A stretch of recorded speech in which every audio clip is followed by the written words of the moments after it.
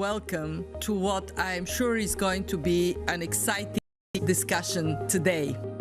This event honors the contributions of the late Richard Goode, who was the founder and the first director of the IMF's Fiscal Affairs Department.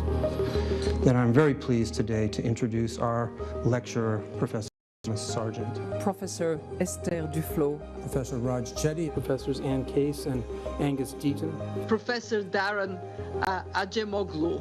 and for this we have Professor Tabellini to talk to us today. So I'd like to start the lecture today at a very big picture level by talking about the American dream. Most of the variation in upward mobility is caused by differences in childhood environment. It looks like two Americas. The America that went to college and the America that didn't. As identities switch, or belief distortions switch, you become less concerned about the redistribution. Maybe you become more distrustful that you will benefit from the redistribution. But we have given the power to remake the world to a small group of tech entrepreneurs and big business. Something which is maybe a little bit below the surface is pretty essential is the entire infrastructure of the policy-making environment. So the question is the debt limit important, or is it a sideshow? The tool isn't going to be the debt limit. The tool is going to be the debt.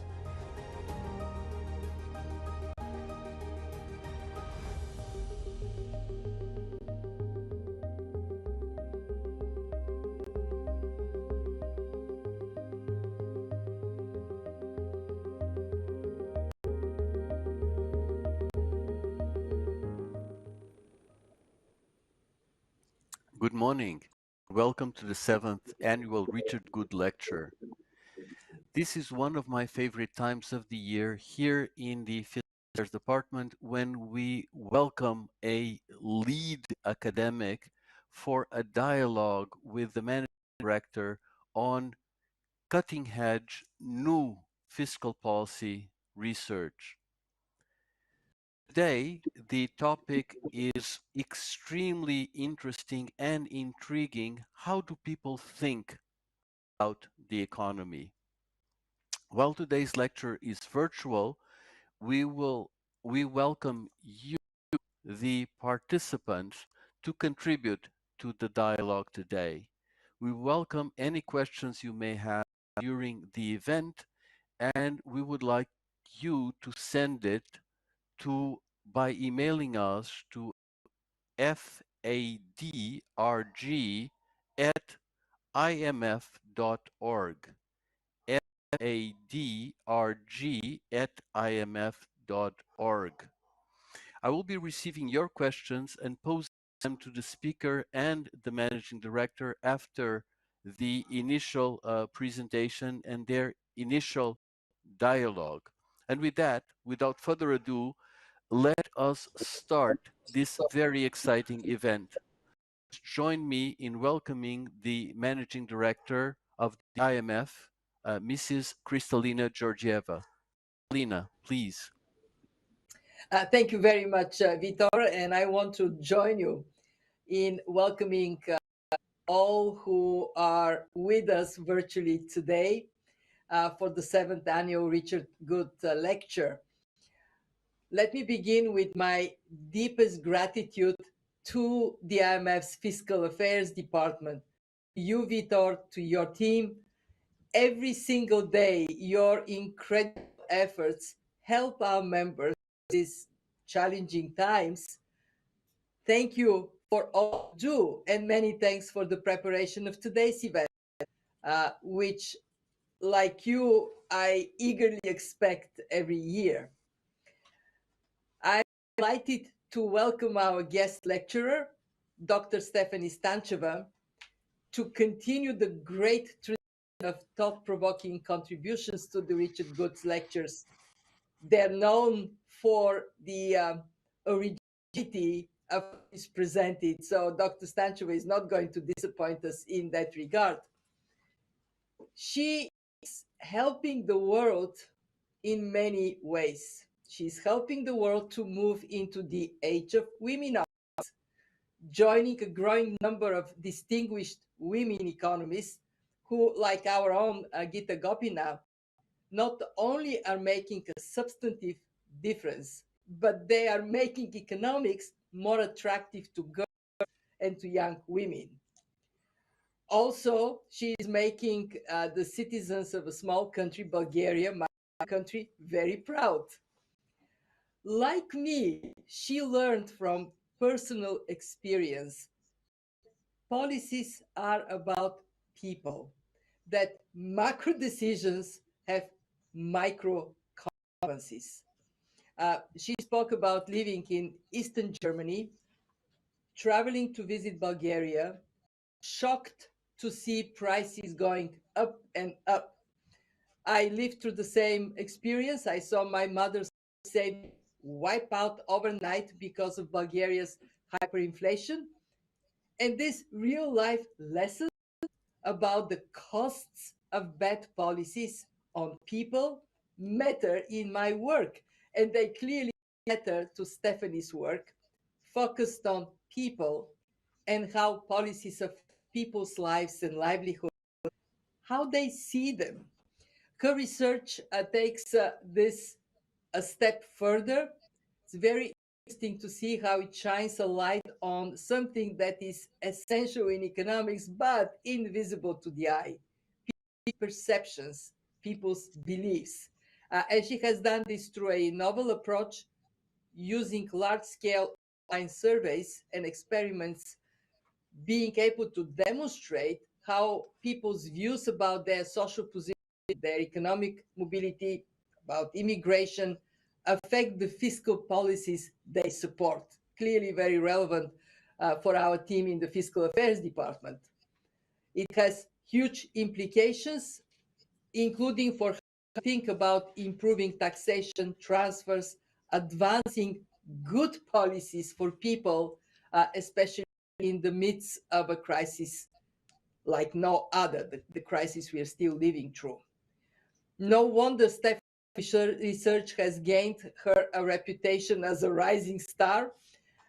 Quickly after earning a PhD from MIT in 2014, from joining Harvard as professor to advising French President Emmanuel Macron and earning numerous awards in economics. So Stefanie, we all very much look forward to hearing your perspectives. And I call on all online to join me in extending a very warm welcome to you. Stefanie, you have the floor.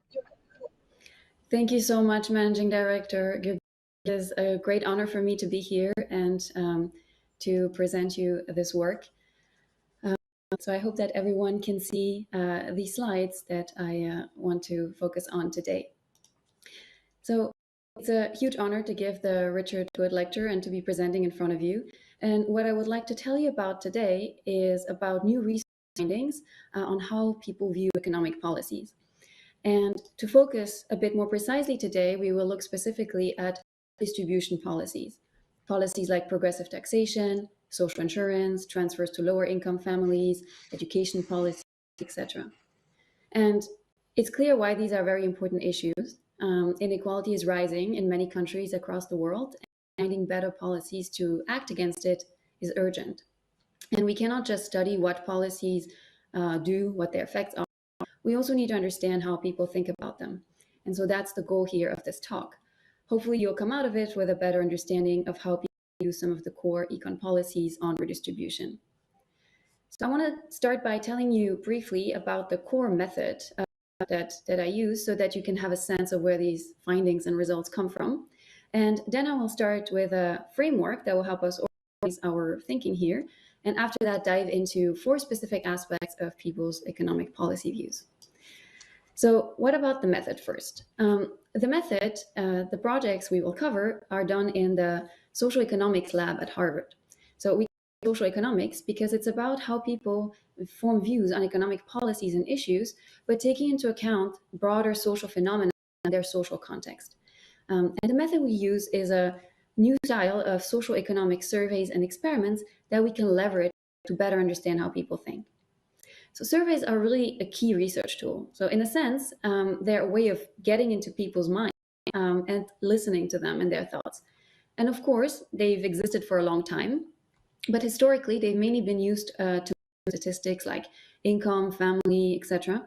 And those are now sometimes better measured in other administrative data. Or there have been polls all through history, but that ask people's opinion without going much in depth.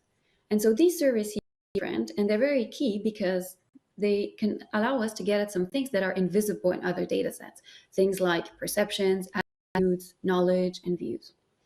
And of course, for the results to be reliable and trustworthy, it's very critical that they're designed, that they're carefully calibrated, and that they're deployed on the right samples. And so there's a lot of work that goes into the design and to ensure high quality answers so that we can trust what the data says. And what's also nice is that they can be made interactive and they can show different sets of information or different things experimentally to different people. And so these are tools that can be, of course, for research, but also for policy making. So given this, we can now continue with this short framework to help us organize our thinking a little bit before diving into specific projects. So the framework is, how can we imagine the mental models that we use as citizens when we think about policy in general and redistribution policy more specifically? So typically, when we think about redistribution policy, or more generally policy, implicitly or explicitly, we form views on the following factors here. First, we assess the so-called efficiency costs. Those are the costs or benefits of a policy. What will it do to economic activity? Will it increase unemployment? Will it hurt growth? We also think, very importantly, about who will lose and who will gain from a given policy. Which are the winners, which are the losers? And is it going to be mostly lower income people? Is it going to be a type of group like retirees? Is it going to be immigrants or minorities or people in a particular sector? So we form a view on who gains, who loses. And then we also very much think about, well, how fair is it? How fair is this policy? Which is deeply related to concerns such as how fair is inequality to start with? What generates inequality? Income differences? Is it mainly luck? Is it mainly effort? And considerations like that. And then we also, of course, take into account our view of government in general as an institution.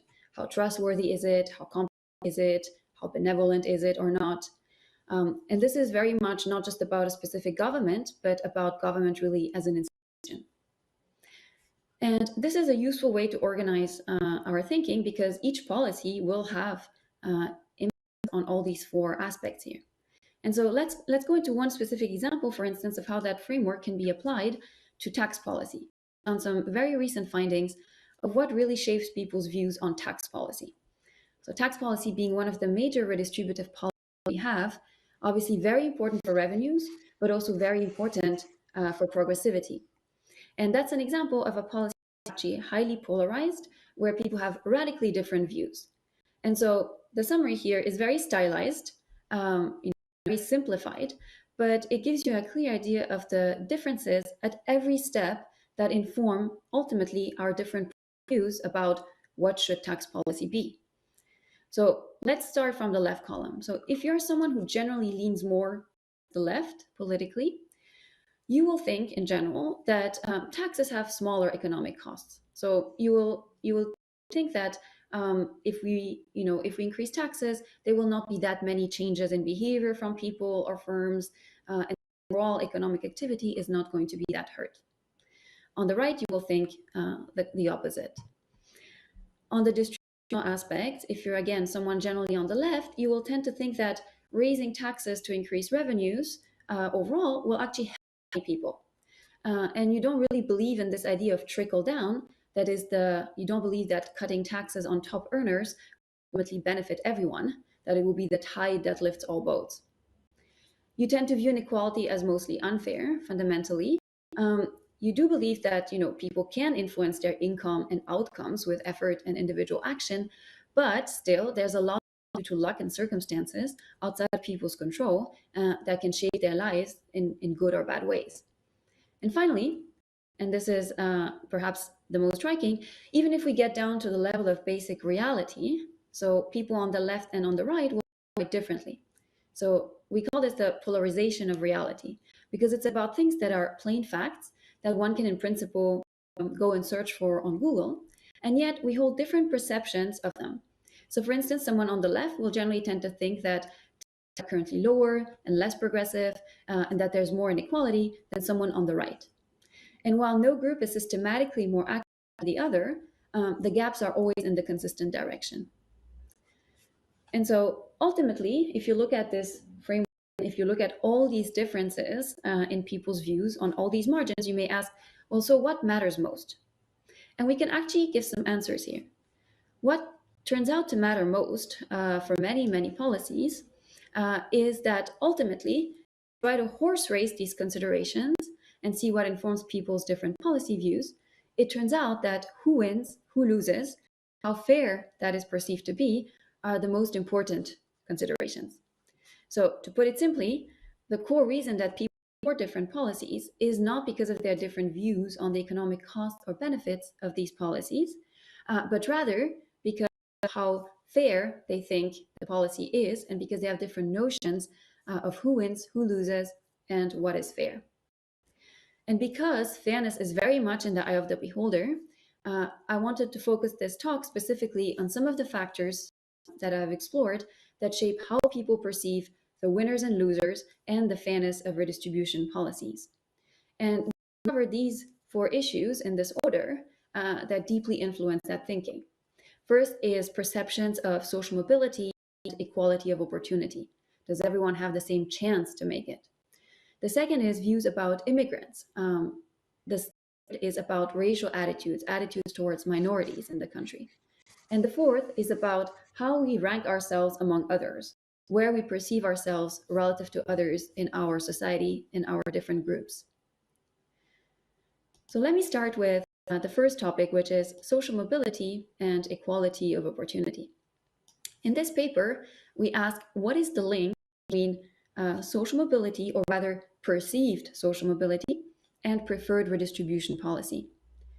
If you think about the theory underlying this, the more you believe in equality of opportunity, i.e. that everyone has equal chances to start with, and the more willing you are to tolerate inequality of outcomes. Because if everyone has the same opportunities to start with, you think that outcomes are more likely to be the result of individual effort or merit, and hence more fair. But are people's perception of mobility in line with reality at all? So we conducted surveys here in 5 countries. It's France, Italy, Sweden, the UK, and the US, with large samples in each country. And we try to elicit people's views on what they know about mobility and what they want to do in terms of it. And so as I alluded to in the introduction, a lot of work goes into the actual design of these questions. And for instance, here is how we will ask people about their perceptions on intergenerational mobility. So we show people these 2 ladders, and we explain in a text above that they should consider 500 families that represent the population in their country. The slide here shows the example of the US. And on the left, people can see the income distribution, ranging from the poorest 100 families to the 100 richest. And on the right, they can see the children income distribution, once children become adults, once they grow up, again, ranging from the 100 poorest to the 100 richest. And we ask people to consider 100 children who are born in the 100 poorest families, and to allocate them to each of the 5 types of families when they grow up. And so what comes out of this? What do we see people in different countries saying? Let's start with the perceived probability of remaining stuck in poverty. So remaining stuck in the bottom rung of the ladder, which is the bottom quintile. What are people's views and what is the reality? So on this figure, you can see 1 dot per country in the middle. And on the horizontal axis are the actual probabilities of a child born in the bottom quintile remaining stuck there. So for instance, in the US, around 33 children out of 100 who are born in the bottom quintile will remain there. And the number is 27 for Sweden. So Sweden here, according to this metric, is the most mobile. The US is actually the least mobile country. On the vertical axis, we can see the average perception across respondents in that country. So I labeled the upper region pessimistic because that is where people tend to underestimate mobility. They're too pessimistic. area is optimistic. This is where people would overestimate mobility. They would think there's more chances of making it out of poverty than there are. So we can see that European respondents actually tend to overestimate the probability of staying stuck in the bottom.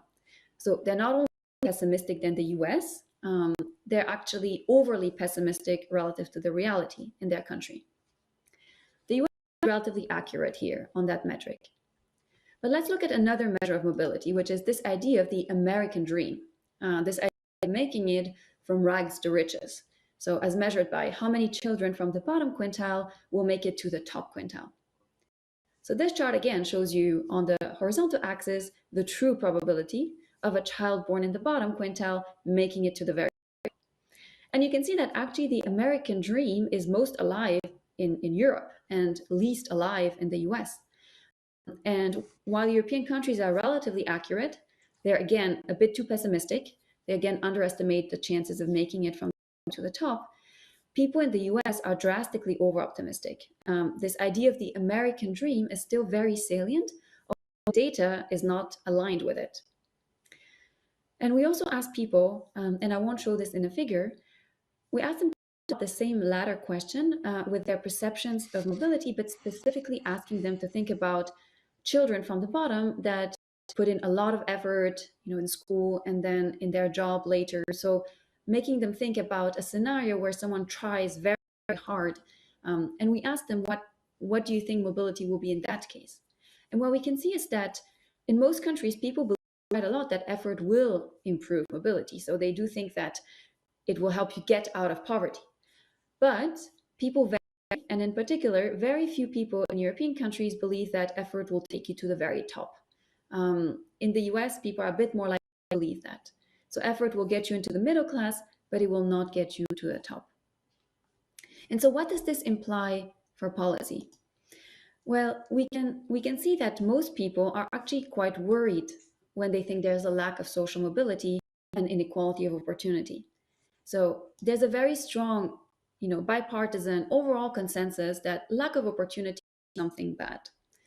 So people differ, in how bad they think inequality is, but they're very convinced that if there's lack of opportunity, that's something bad. However, the solutions that people want to that problem look very different.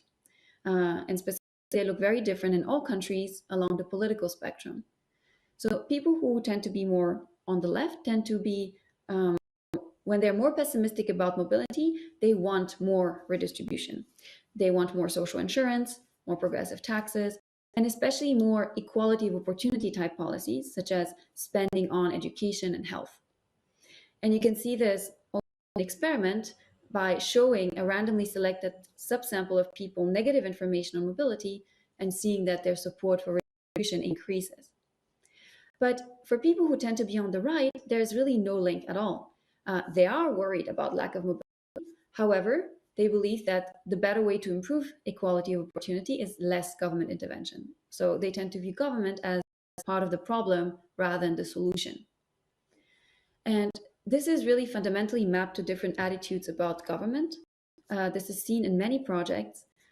If people's trust in government is reduced, which you can actually do even in an experiment by making people think about things they dislike about government. So for instance, in the US, these would be topics like campaign financing, the Wall Street bailout, etc., decreases their willingness to do things on redistribution.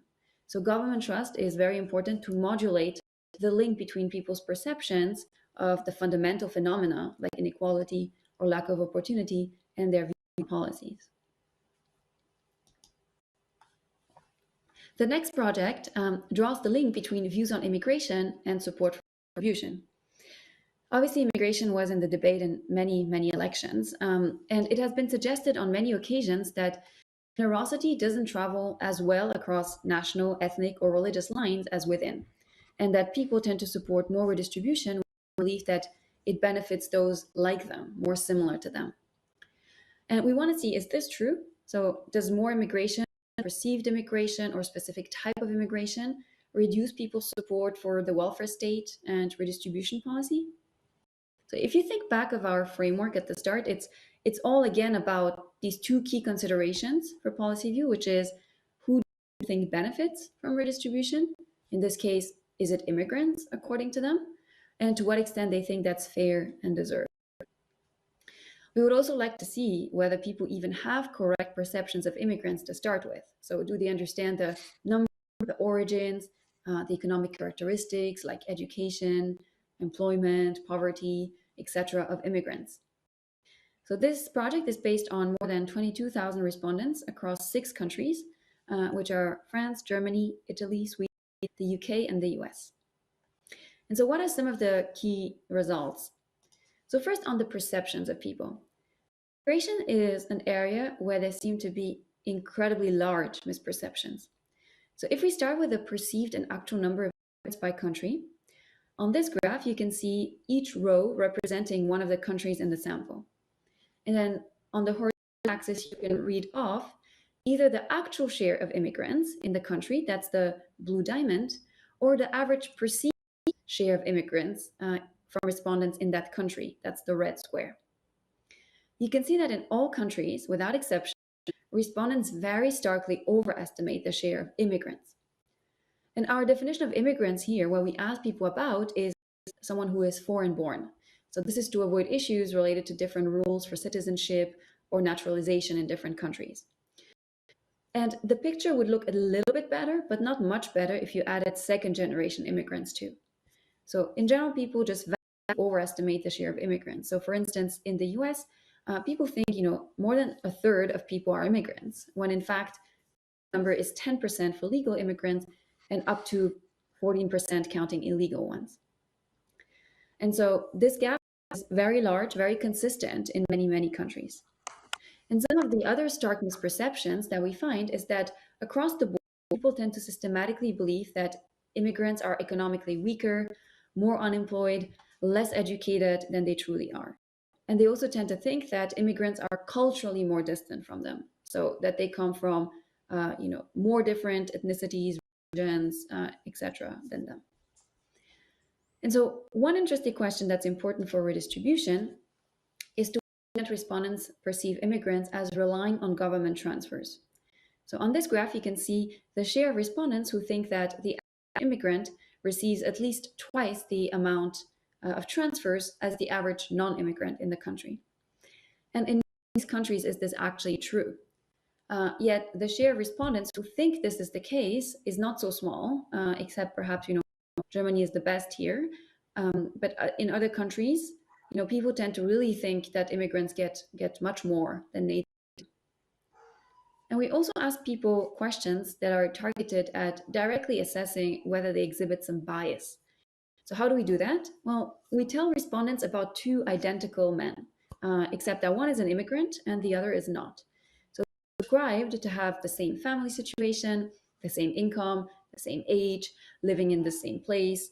And then we ask them whether the non-immigrant, who's called John, and the immigrant, who's called Mohammed, pays the same amount of taxes, less taxes or more, and whether they get the same level of government transfers, more or less. And on this figure, you can see respondents who say that Mohammed gets more transfers and pays less taxes than John. And recall that based on the question, there's absolutely no reason to think so. They're described as being economically identical, and the only difference is one is an immigrant. So Sweden is the only country where 0% of respondents practically think so. And so this is the only country here that seems to not exhibit systematic bias. But countries, for instance, like Italy or France, a third of people say that systematically an immigrant will pay less taxes and get more transfers. You may know whether there's some groups that actually know more than others. So are some people at least more accurate? Well, it turns out that in all the countries, most people have inaccurate perceptions when they think about immigrants, and they tend to generally think that immigrants are economically more reliant on government transfers and more culturally distant from them. The misperceptions are largest for some groups, but pretty large for everyone. So they're largest for those with lower education, people who work in sectors that employ many immigrants and who are in lower paid jobs, and also generally across countries among people on the right. What is also interesting is that when we think again about the political polarization on this, actually people who are on the left and right in countries, they perceive the same share of immigrants. So it's not a difference about how many immigrants you think there are, but they think that immigrants have very different characteristics. So when someone on the left and someone on the right thinks about who is a typical immigrant, they don't see the same picture. And so what is the link that we can show between immigration and support for redistribution? We perform an experiment in which a random half of the sample is asked questions about immigrants before they're asked questions on policies for redistribution, and then vice versa for the other half. So the group who's answering questions first has not been prompted to think about immigration at all. So they just answer questions about redistribution before they turn over to immigration topics. The other group, on the contrary, has just been made to think about immigration before answering policy questions. So it's just a way to prompt people to think about a topic and then see how it influences their subsequent answers. So people who have just been made to think about immigrants, who are in that mindset, they actually are likely to answer that they support redistribution across the board of policies. So just making people think about immigration makes them less likely to support redistribution. What explains this? Well, the key predictors that we find of whether people will reduce their support for redistribution are if they believe that immigrants are economically weak. So if they're the type of people who are most likely to think that immigrants are less educated, more unemployed, etc. And very importantly, if they hold the belief that immigrants free ride on the system, take advantage of the welfare state, and don't work hard. These two perceptions are the key predictors of whether someone will want to reduce support for redistribution when they think about immigrants. What is not so predictive is the perceived cultural distance. It has some power, predictive power, but the economic aspects and especially the idea of free riding and taking advantage of the system completely dominate it. What's not predictive at all is your perceived share of immigrants.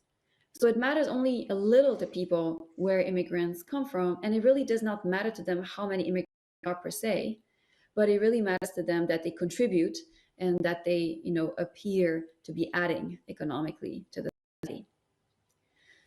And so given that, we try to also give people information about immigrants. And what we see is that showing people information on how many immigrants there are, where they come from, in line with this idea that that doesn't perhaps matter much, really doesn't shift people's views on redistribution.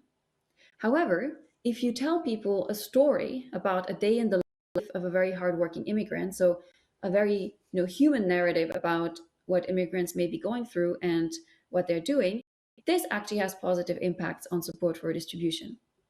And the reason why is because it counters this free rider narrative, which matters a lot for some of people's views. And so that's something that can change people's minds.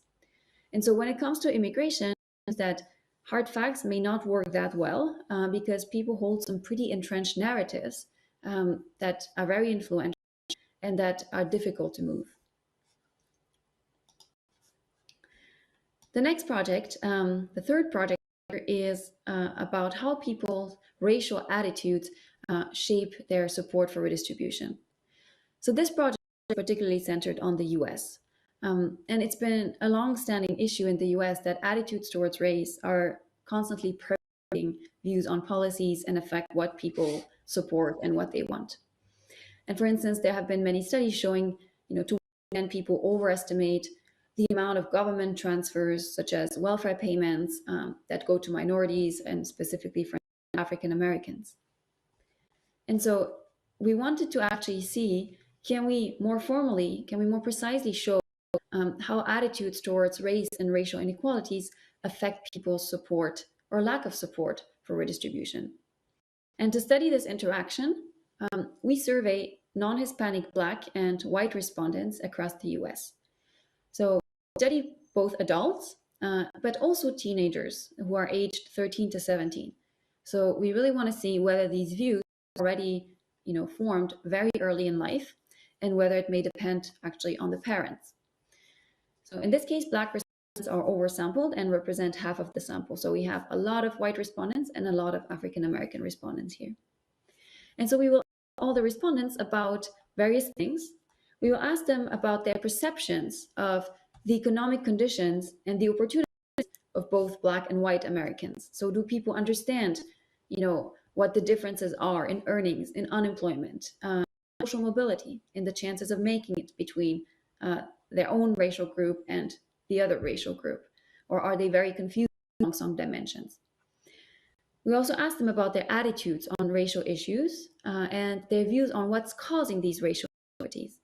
Do they think it is due to today's actions of individuals? Do they think it's due to history? Do they think it's due to discrimination, racism, etc.? So we try to understand how they perceive the causes of racial inequalities.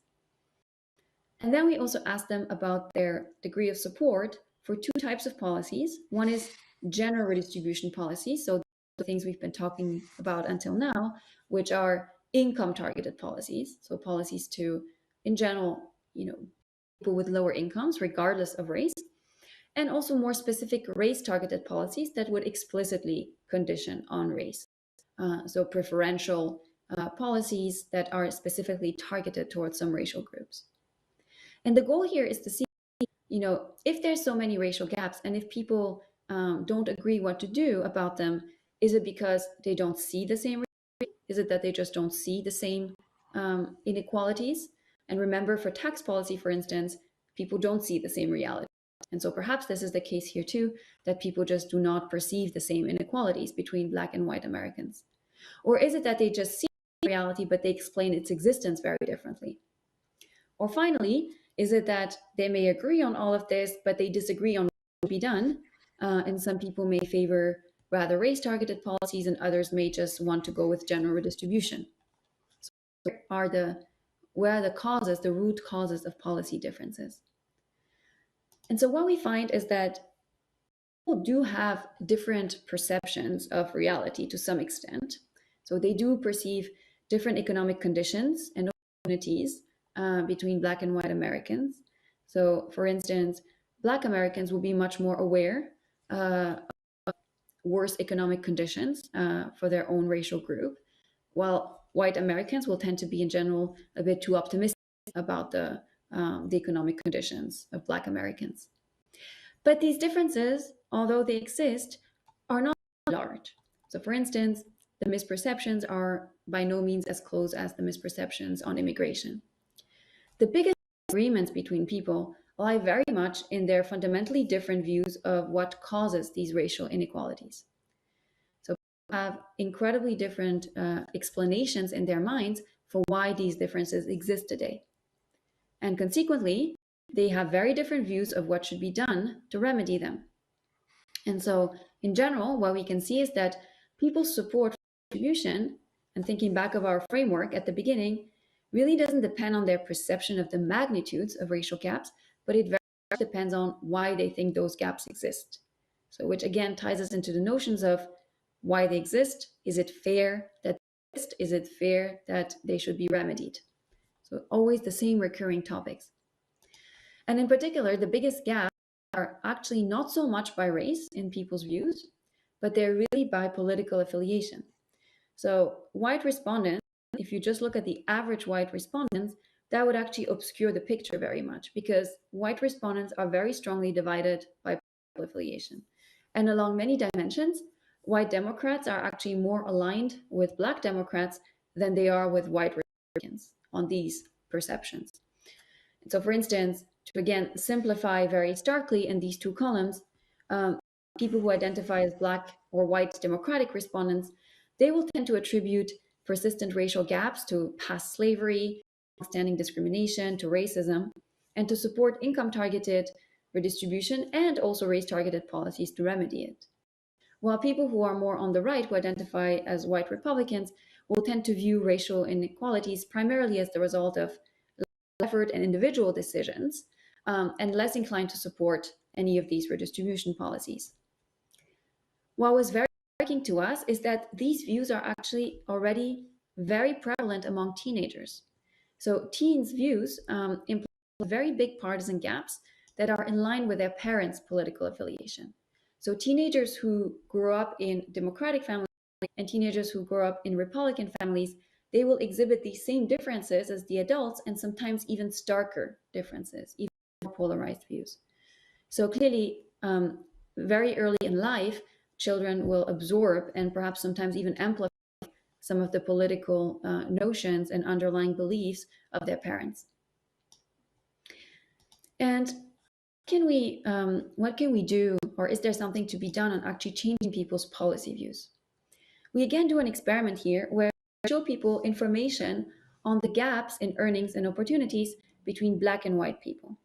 And we see that such information doesn't really change people's views.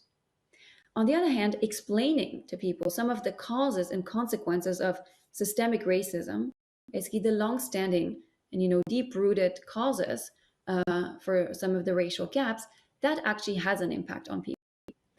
And this is very consistent with what we just saw, because just showing how unequal circumstances and opportunities are doesn't really change people's beliefs about why they're unequal.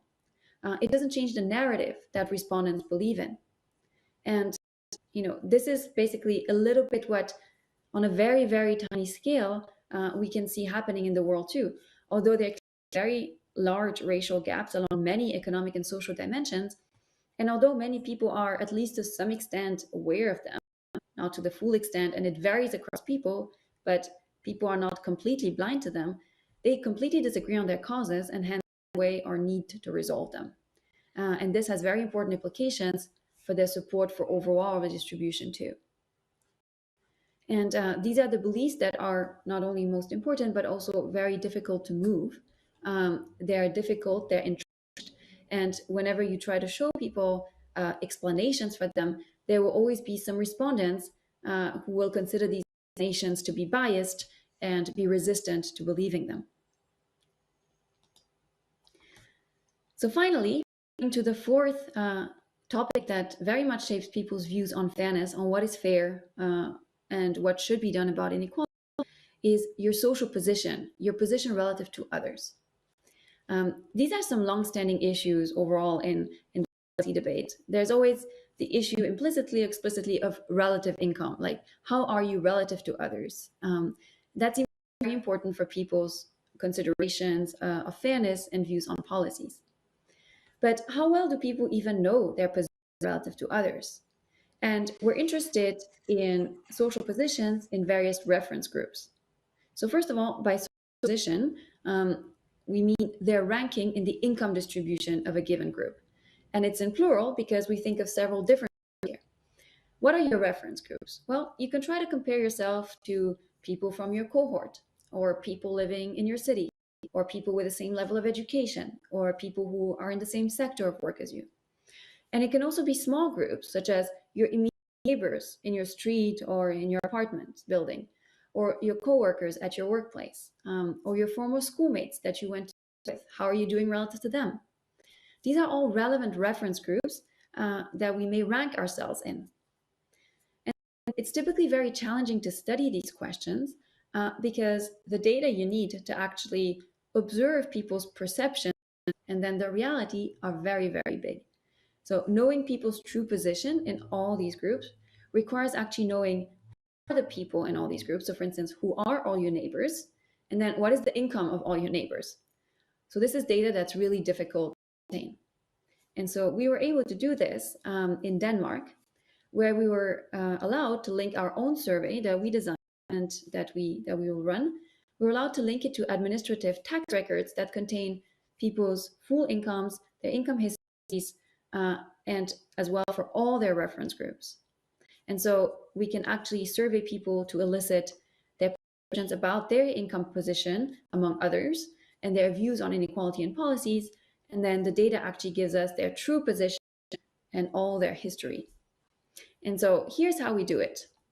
So here, we want to see first whether they are even aware of the levels of income of various groups. So do they understand what is the median income, for instance, in their cohort? So we will start by asking people about the income distributions of their various reference groups. And the questions are adapted to they're customized, so they can see directly questions about groups that they're part of. So let's take the example here of a respondent who's born in 1990. So that respondent will be asked, what is the median income, which we call P50, that we explain, with an explainer video, what are percentiles, what does the median mean, what is the top fifth percentile. We explain to them what we're going to ask about so that people understand it clearly. And so here we ask this respondent, what is the median income among people born in 1970? And so the respondent puts some amount here in Danish krona. And after that, we turn to other groups that they're also part of, again, customized to them. So this respondent here is born in 1970, is a man, lives in Copenhagen, has a master or PhD, and works in the finance and insurance sector. So those are the groups that he is asked about. And then for each of these groups, we will also ask respondents to actually rank themselves among others on a ladder. So we will ask them to put themselves on a ladder from 1 to 100 to put themselves among others. And so we will see how accurate they are. So what comes out of this? So this now shows respondents' perception of their position.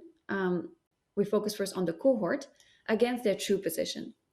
So the horizontal axis has the actual position of respondents in their cohort. So for instance, among everyone born in the same year, where do you truly rank? Are you at the 20th percentile? Are you towards the top at 80th percentile, etc.? And then the vertical axis shows you the average perceived or the median perceived position for people as positions. So someone here who is at the 30th percentile among others born the same year will tend to think they're to the 40th percentile, to show you how to read this graph. And so you can see this sort of S pattern here, whereby respondents who are ranked lower will tend to overestimate their position, while people who are actually in positions will tend to underestimate their position. And this is true for all reference groups. So if we look at all the other groups too, how people rank themselves, for instance, among others in their gender group, so how women rank themselves among other women, or men rank themselves among other men, or how people rank themselves in their city, or among others with the same level of education, or within their sector of work, for instance, academia. It is everywhere the same pattern. Those that are ranked lower overestimate where they rank, and then those that are ranked high tend to underestimate it. And what we will call this is center bias. We'll say people tend to think the center is closer to them of the distributions. And this is a bit different from the idea of middle class bias that you sometimes hear in the media or policy debate, which is that this idea that we're all middle class. No, this is different because this appears in all these groups. The center of these groups is not always at all middle class. Some of these groups are very high income, like for instance, people working in finance and insurance. Other groups are very low income, like people who have not completed typically high school education or in some of the poor cities. Yet people will have this tendency to think they're closer to the center. And we can actually show where this comes from. This comes from being wrong about others' incomes in a systematic way. So in a nutshell, if you're poor, you will tend to think that everyone else is poor too. And if you're richer, you will tend to think that everyone else is richer too. So your own income very colors your view of the world.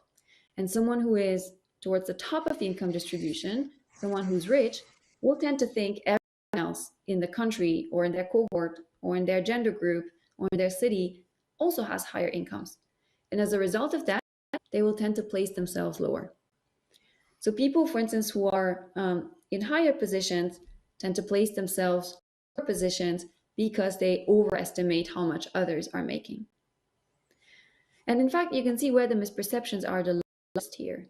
So they're very similar for gender, cohort, or city, municipality, but they're largest for sector of work and for education groups. So these are the groups in which people do not realize how highly paid the highly paid people are. And so this is where people who are actually lower income tend to overestimate their ranking by quite a lot. In fact, we also ask people about some smaller groups, like your immediate neighbors or your coworkers, or people who you went to school with when you were young.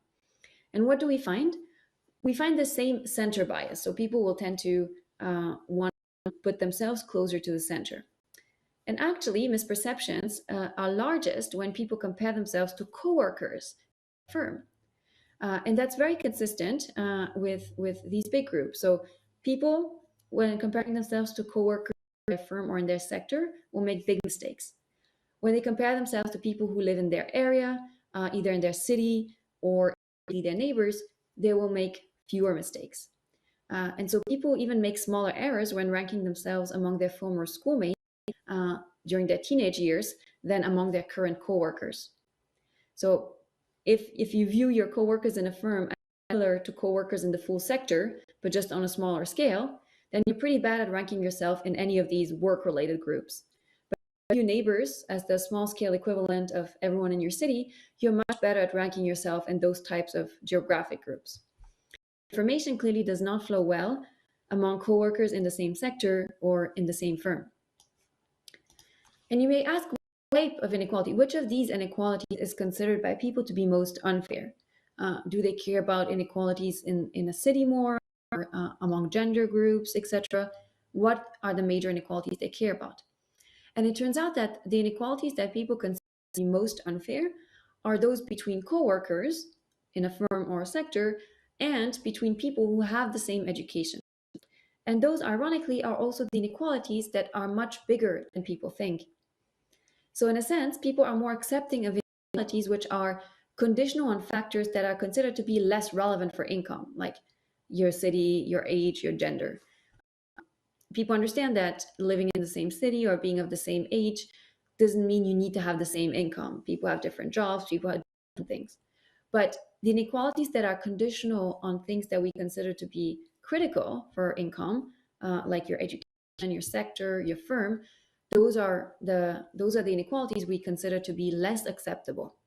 In a sense, if you have the same level of education or work in the same sector or firm, people are much willing to accept the reasons for why you would end up with such different incomes. And they don't think those reasons are fair. And paradoxically, these are actually the inequalities that people underestimate the most. And so how does where you rank yourself affect your views on fairness? So what we can see is that people ranked higher in each group, they will say, oh, actually income differences in that group is more fair. So they will consider inequality to be more fair. So for instance, if you tend to do well relative to people born in the same year as you will say, well, it's actually fine. It's more fair if people born in the same year have very different incomes. On the contrary, if you're ranked lower, say you're someone who's towards the bottom of people in your sector, you will tend to say, it's really unfair to have inequality of income within my sector. People who are ranked higher also tend to think that income differences in each group are mainly due to effort, things that you can control, rather than to luck, which different circumstances. They tend to believe that their own work has paid off and that ultimately people who earn high incomes deserve income. They're also more likely to vote right of center and to support less redistribution. So your position is very strongly correlated with many fundamental things. And some of these views are quite sticky, they're quite persistent, and they don't fluctuate when your position changes over time. For instance, political views. Even when your position changes, fluctuates, your views are very, very persistent. Other views, like your perceived fairness of inequality, tends to fluctuate when your position fluctuates. And when you look at people's views after they experience positive events or negative events that change their position among others, so for instance, positive events would be being promoted at work, and negative events would be experiencing unemployment, disability, or hospitalization. People who experience a positive event tend to think that inequality is fair. So they say, okay, good things happen to me. I think that income differences are more justified, are more fair. People who experience negative events are more likely to think that inequality is less fair. And then to end with, we also actually inform a random half of the sample about their true social position in their reference groups. And then we want to see the effect on their views of actually being told where they are. And so remember this respondent here at the beginning who was born in 1970 that we asked, to rank himself in all their groups. So this respondent guessed that they're at rank P70. They thought they're at 70th position among others born in 1970. But unfortunately, we had to tell them that they're only ranked at P57, so that 13 positions lower than they thought. And what happens when we inform such respondents about their misperceptions is that they become more likely to say inequality of income is unfair in all the groups. So being told that you rank lower makes you think inequality is less fair.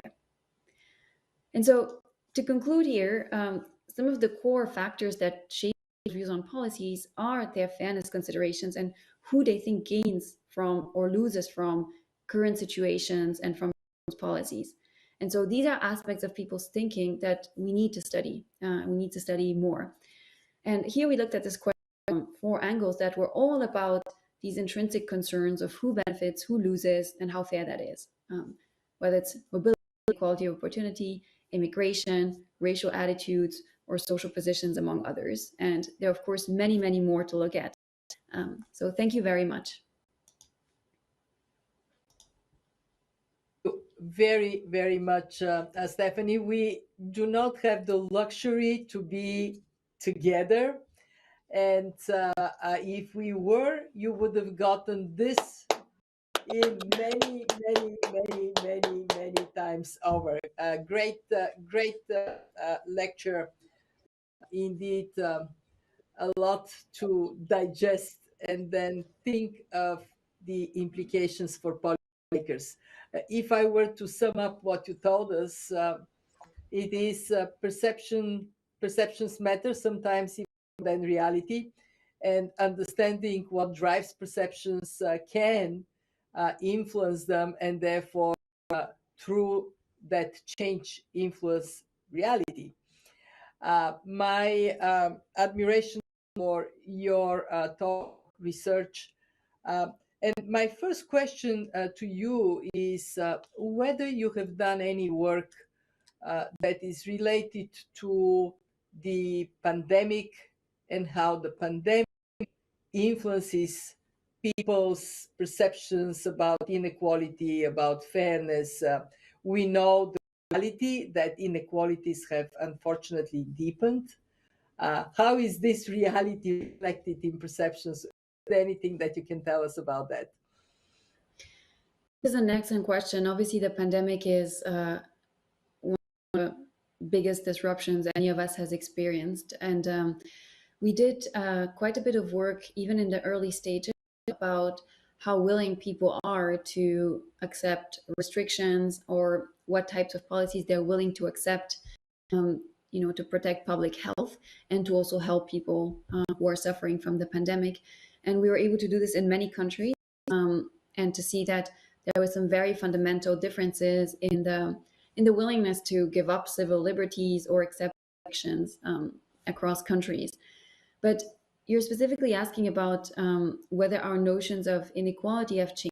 And there is a lot of work, not by me, but by other researchers, that shows that people's views have definitely changed on how responsible you are, this idea of effort versus luck, on how responsible you are for your own outcomes. People have become, it seems, more understanding that bad things can happen that are outside of your control. And in general, there seems to have been a better understanding that progressive policies may actually be quite important for things that completely don't depend on you and that you can suffer from. So there's evidence in that direction, at least in the US and continental European countries. And there also seems to be quite a bit of better understanding of what the care system and health insurance and health policy has to bring, which is also very related to inequality, because healthcare is an expensive and unequally distributed good. And so that is another thing that can shape people's perception quite dramatically. Indeed. I mean, one of the visible impacts of the pandemic is how it accelerated digitalization, and how it made it so that what would have happened probably over a longer period of time in advancing remote work, in making the functioning of the world economy more dependent on digital technologies is now happening in front of our eyes. I often say, before the pandemic, we would say the future is digital. With the pandemic, the future has arrived. One of the questions that come very strongly to my mind is how can we promote and pursue policies that are equally favorable for investments in the physical capital necessary for digitalization and investments in human capital necessary for digitalization. And just to make a reference, Aaron Acemoglu, during last year's lecture, talked about tax systems being more favorable to capital than they are to labor. And that makes me worry that we may end up, in fact, deepening inequalities if investments favor capital more than they favor labor. What are your thoughts on that? What do you think should be said? Is there anything that you can already dissect from analysis of perceptions useful to address this risk of inequality of treatment of these two factors for the advancement of digitalization? Yes, these are excellent questions. So to Daron Acemoglu's point that policy itself may be favoring actual automation and digitalization. That's an important distinction to keep in mind, because innovation doesn't happen in a vacuum. Firms or inventors are agents that respond to economic incentives. I've done quite a bit of work on that with my co-authors, either historically or in modern day data across countries, to see that yes, tax policy has impacts on how much innovation there is done, where innovation happens, and so firms, inventors respond to incentives. And of course, when the incentives are such that one thing is taxed heavily and becomes very expensive, for instance, in this case, to Daron's point, labor costs, then the incentives are to try and switch from it.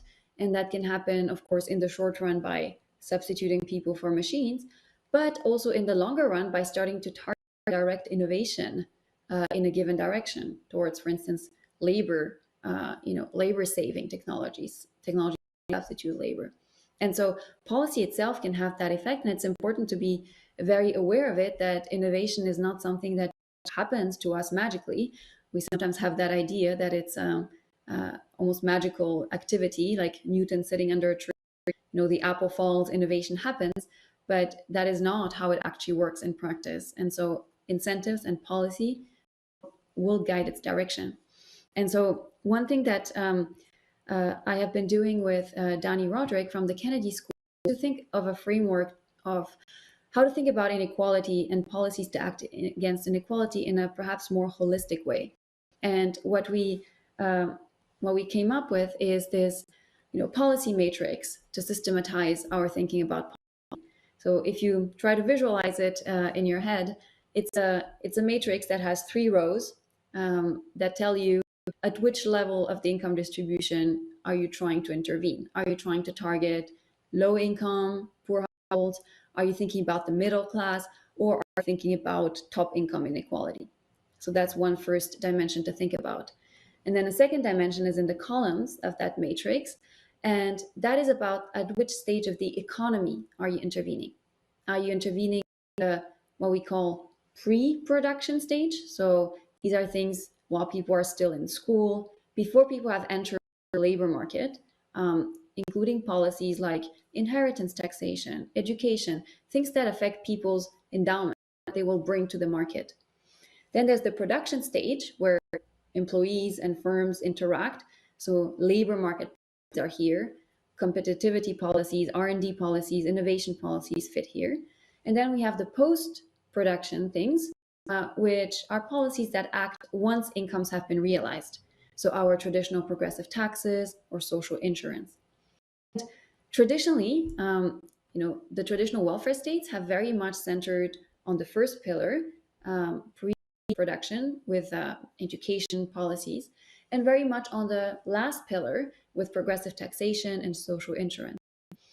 But the middle pillar was considered very separate. The middle pillar was never considered as a tool to reduce inequality. It was rather considered as these are policies for competitiveness, for innovation, for growth, not social policies. And we say that made sense back in time when everyone who had an education could find a good job and have a reasonable living standard. But phenomena today, globalization and technological change, are hollowing out the middle class good jobs.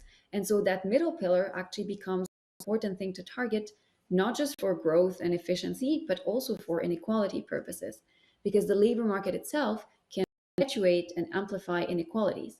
And so we think about policies in that framework and say that one has to act something on all these three pillars.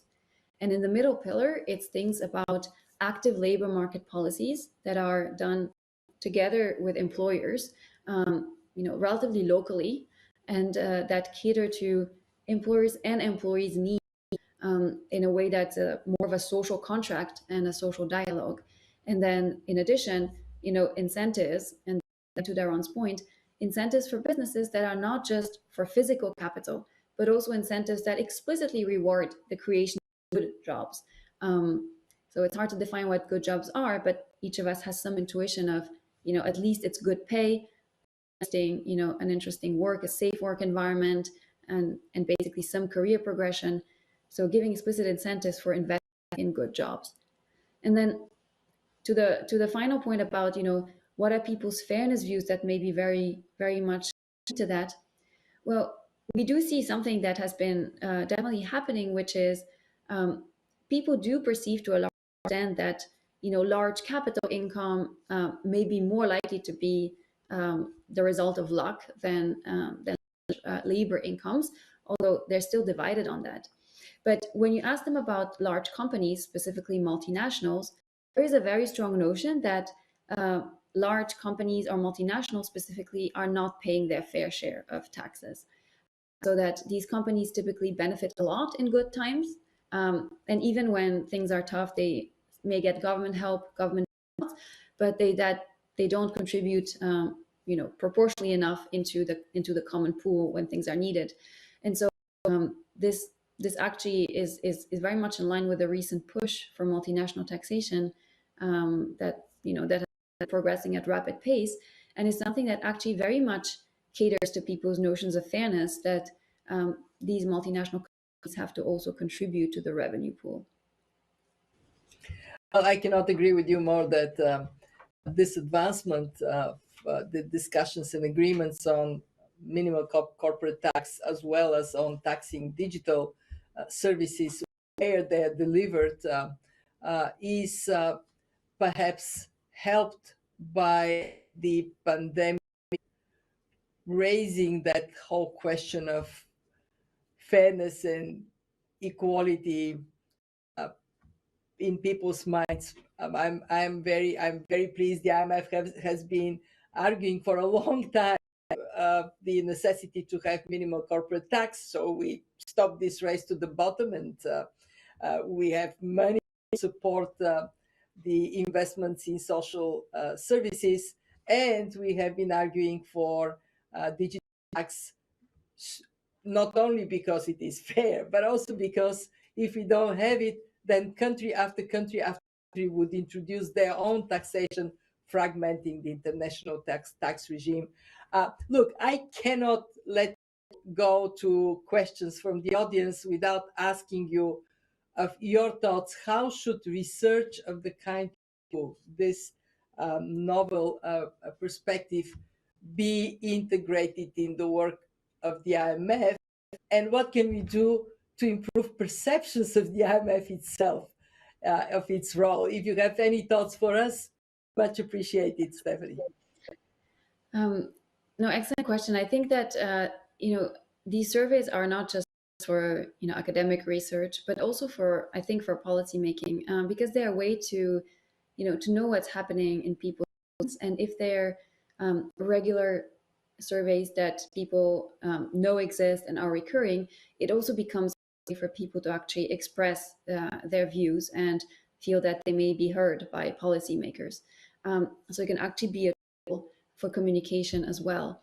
And in my view, it's something that can be done to see how people think, to sort of pilot test proposals. How would people anticipate, understand, react to various changes in policies, as well as to understand, well, what are their own microeconomic conditions, if you want, that you may not be able to see in other data, that will affect how much they benefit or lose, and to hear concerns which, unless you're on the ground, you may not know.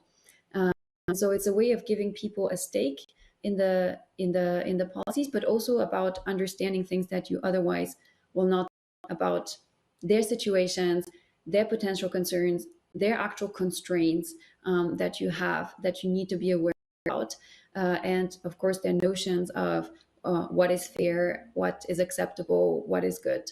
And be done in a very iterative way instead of a top-down approach. This is a way to hear from people, readapt things, and then put it back and understand how people's views evolve on that.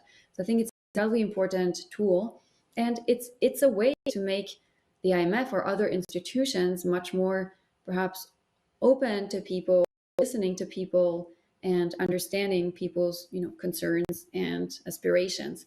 So I do think it's a very, very powerful tool that can be deployed in many settings.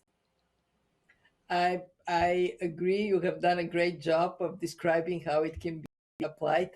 And so what you said about your new direction of research makes me believe that we will be soon bringing you back to tell us more about it. Dr. Statcheva, fantastic engagement, and we owe the audience a chance for their questions to come to you. I will now call on Vitor to manage that segment, questions from the audience, and I would continue to listen with great interest to what you have to say. Thanks so much, Kristalina. If you allow me, Stefanie, I will give you a first round of 3 questions. We have quite a number, and questions would be like this. The first, how do left-leaning and right-leaning people define equality of opportunity? Do they have a common understanding, or is it more fundamental and they not only disagree about how to achieve equality of opportunity, but how even on how to define it? The second question is about information disclosure. Some Nordic countries disclose individual taxpayers' report income annually. Does your research show that that disclosure affects people's attitudes towards inequality? The third and last question in this round is about markets and politics. When it comes to climate change, one of the topics closest to the heart of our managing director, we have been pushing for the use of the market mechanism, the abolition of energy subsidies, the use of carbon pricing and carbon taxation, but that doesn't seem to be a solution which is easy to put in place politically. What can we learn from your research to answer the question of how to do it, how to make the market mechanism compatible with policies when it comes to climate change? Stefanie, to you, please. Great questions. Thank you. So let me go in order. Do left and right define equality of opportunity differently? So this is an excellent question because equality of opportunity is actually one of the topics where there's relative agreement.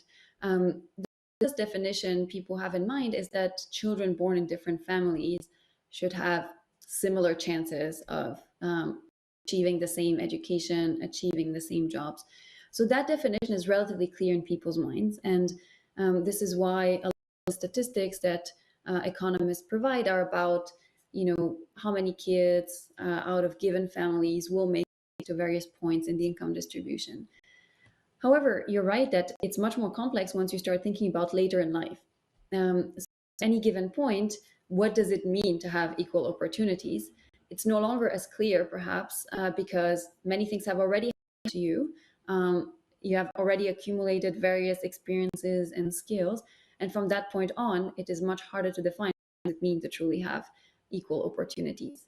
But the notion that children from different families should not have that different outcomes it's very widely shared. And that's something that, although people disagree on how much inequality is faced, they tend to agree much more on the fact that more opportunities that are equalized is better. The effect of Nordic countries disclosing incomes, these are actually, very interesting settings for researchers to study, and they have studied. So there's work that shows that when, for instance, Norway had this tax transparency and income transparency, well, people who realize that they're making less than others become less happy. So their well-being declines, and people, who do better also feel better. There is little to show what the effect of that transparency does on views on redistribution or fairness, these that I'm aware of, and I have not studied these reforms, but that would be very interesting. We at least know that definitely people's happiness and well-being is affected by it. On climate change, it's also that's very important to me. And as it happens, I have been working for 2 years now on it with large-scale surveys in 20 countries. And so the results are not out yet. There is no existing paper. But I think one of the key findings, which directly speaks to the question of how do some policies get political acceptance, one of the key findings is that people really, really care, and it won't surprise you after what we spoke about today, people really care about the distributional impacts of policies. And the reason they're averse to many proposed climate change policies is that they feel, rightly or wrongly sometimes, that these policies will hurt their own household, that they will be costly to them, and that they will tend to hurt lower income people disproportionately, while higher income people or companies will do. And this concern is some of the most predictive one for what they want to do. And we actually show that if you explain to people, for instance, taking the example of a carbon tax that has a rebate embedded, so that we'll have a cash rebate, very skeptical of it. But once you actually explain, well, what the rebate will do is that households up to, for instance, this level of income will do better. They will actually get cash back from this. They will not suffer economically. Then people actually start being much more accepting because it kind of starts resolving one of their key concerns, which is the distributional impacts. Now, there's a very big concern, which is people's perceived effectiveness of the climate change policies. These are complicated policies. Climate science is something so complex that it's very difficult to understand all the chain of effects, etc. And so when a policy is proposed, it's very hard to imagine what will be the impact on temperature rises or on greenhouse gas emissions, and what will then be the effect on climate. So these are hard things to imagine, and so people are often also skeptical of the effectiveness of various policies.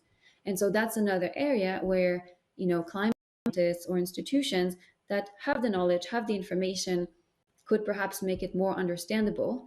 Would love to have it more understandable, and many other people would too. So to make it more understandable to citizens, so that they actually know what what they're paying for or what they're actually expecting from these policies. Thanks, Stefanie. We are now entering the last 5 minutes of this session.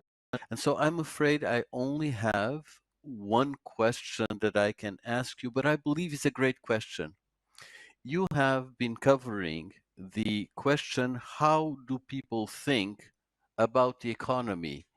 And the question is, why do you think it is important for people to think about the economy for economic outcomes and economic policies. And after your answer, Stefanie, our managing director, will conclude and close the session. Stefanie, please. Excellent question, of course. Why are we even looking at all this? So for people, these are policies. If you think about redistribution policies, taxation, social insurance, and now we just spoke about climate change. These are policies that affect our lives. They affect our daily lives. Sometimes we notice it very vividly. For taxes, we write a check to the government once a year or more. And sometimes we don't notice it. They happen in the background, like when we pay a sales tax or VAT or other policies that are subsidies or taxes happening in the background. But they do affect our daily lives. So one of the very simple reasons why people should be aware of them, and policymakers should provide accurate depictions of them, is that these things matter for people's lives. And so giving people the tools to make better decisions for themselves is quite important. And then the second thing is that policies happen, through a political process. How much support there will be for something or a position, that can make or break basically an excellent policy, or a terrible policy could be pushed if there's support, but it's actually not a policy that is well understood. And so it very much matters for democracy and for our whole society that everyone is better aware and more knowledgeable about these economic policy issues. So, everyone's knowledge of economic policies and the fact that they will better assess policies and make better decisions can ultimately help everyone. So that's why I think it is incredibly important, both at the individual level and also at the broader social level. Thank you so much, Stefanie. And Kristalina, please do conclude. Thank you very much, Vitor. To you, Stefanie, a famous phrase came to mind. It's the economy stupid. Bill Clinton, some decades ago. And it remains true. It is an economy that so much influences people's lives, but also their perception for whether their lives are improving or not matter. And you gave us a very helpful run on how we can use research on perceptions to be better informed in policy making. And I completely subscribe to your call as the IMF to embrace this type of research systematically, so people would feel more involved in decisions affecting their lives, and our own actions would be more accurate in terms of what is the underpinning understanding and how that may be impacted. So great lecture this year. We certainly would be eager to hear more from you. I'm also very interested in your climate research, so when you're done, please come back. Meanwhile, in the spirit of our mission to give advance warning of what is to come and whet the appetite of the audience for next year lecture, let me announce that our fantastic colleagues in the Fiscal Affairs Department have selected for next year lecture to have Professor Michael Kramer from the University of Chicago.